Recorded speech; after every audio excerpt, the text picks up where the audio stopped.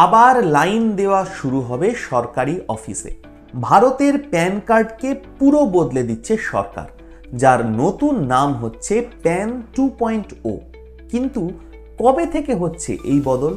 কি কি নতুন সুবিধা থাকছে এতে? বদলানোর খরচই বা কত?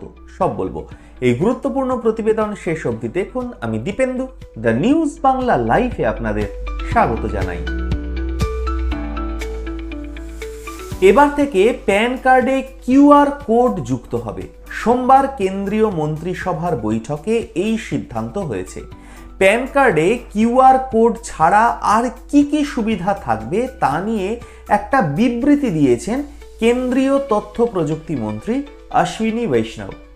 এই প্রকল্পের নাম প্যান 2.0 দেওয়া হয়েছে। প্যান 2.0 প্রকল্পের জন্য কেন্দ্রীয় সরকারের তরফে বরাদ্দ করা হয়েছে 1434 কোটি টাকা। কিন্তু ঠিক কি কি সুবিধা পাওয়া যাবে নতুন এই প্রকল্পে? বিবৃতির মাধ্যমে তা বিশদে জানিয়েছে কেন্দ্র। বলা হয়েছে প্যান কার্ডে কিউআর কোড থাকার ফলে আয়করদাতাদের আর্থিক লেনদেন অনেক সহজ এবং স্বচ্ছ হয়ে উঠবে। পাশাপাশি উন্নত মানের এবং দ্রুত পরিষেবা পাওয়া যাবে এই প্যান 2.0 থেকে। ব্যক্তিগত তথ্য এবং অ্যাকাউন্ট সুরক্ষিত থাকবে। আর্থিক জালিয়াতির ভয় কিছুটা হলেও কমবে। এই প্রকল্পের ফলে সাধারণ মানুষের আর্থিক সুরক্ষা ও নিরাপত্তা আরও উন্নত হবে বলেও দাবি করা হচ্ছে কেন্দ্রীয় সরকারের তরফ থেকে। এই প্রকল্প নিয়ে আশাবাদী কেন্দ্রীয় মন্ত্রিসভার অনেকেই। কেন্দ্রীয় স্বরাষ্ট্রমন্ত্রী অমিত শাহ এক্স হ্যান্ডেলে লেখেন, প্যান 2.0 প্রকল্পের মাধ্যমে আয়করদাতাদের অনেক সুবিধা হবে।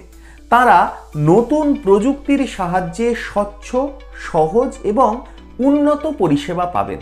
তবে কিভাবে এই প্রকল্পটির কাজ শুরু হবে তা কিন্তু এখনো পরিষ্কার নয়। পাশাপাশি কবে থেকে এই পরিষেবা চালু হবে তা নিয়ে এখনো কিছু জানায়নি কেন্দ্রীয় সরকার। কি মনে হয় এই নতুন প্যান কার্ড কতটা উপকারে লাগবে সাধারণ মানুষের? আপনাদের মূল্যবান এবং গুরুত্বপূর্ণ মতামত জানান দ্য নিউজ বাংলা লাইভের কমেন্ট সেকশনে। আর দেখতে থাকুন দ্য নিউজ বাংলা লাইভ। দুর্নীতি রাজনীতির বাইরে এই ধরনের সব খবর জানতে চোখ রাখুন কেবলমাত্র দ্য নিউজ বাংলা লাইভে।